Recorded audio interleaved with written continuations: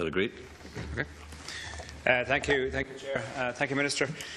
This is a team effort, and I wish the Minister well in his efforts and his endeavours to tackle the problem. But I have to say, unfortunately, the record is not good to date. And I will take issue with one comment the Minister made, that we are on time.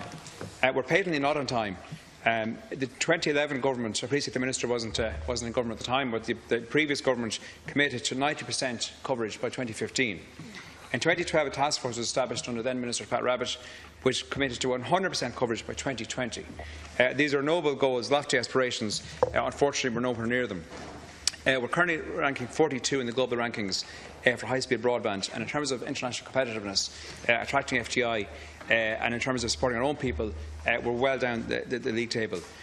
I can quote statistics, but I can speak more powerfully from personal experience. I live in the commuter belt in North Kildare, in a town called Sallins, commuter town. I live in an estate in a very urban area, about 5 minutes walk from the nearest train station.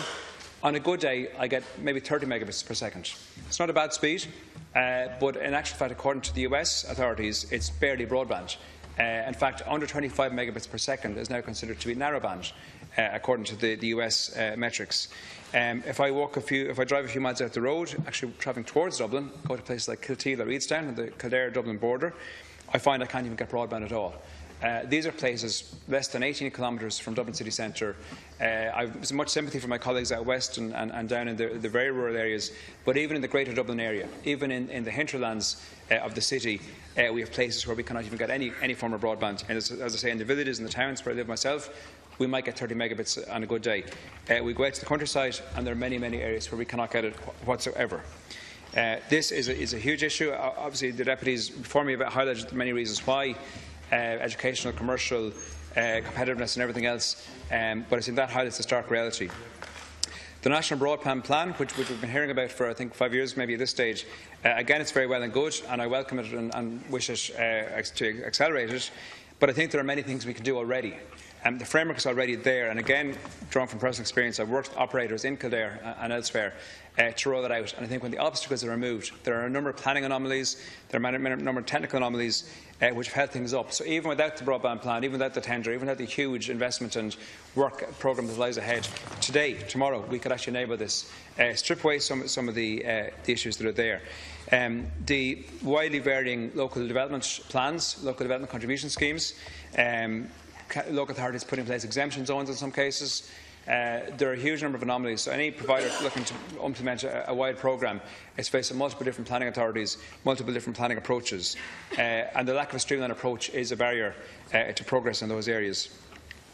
Obviously, state subvention is required in areas where it is not commercially viable, but I think once some of these barriers are removed, the cost comes down and the commercial reality becomes more and more to the fore in many of these areas.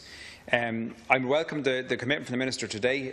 I think 1st of July was actually the target, but the EU directive is to be transposed, if I follow the Minister's speech correctly.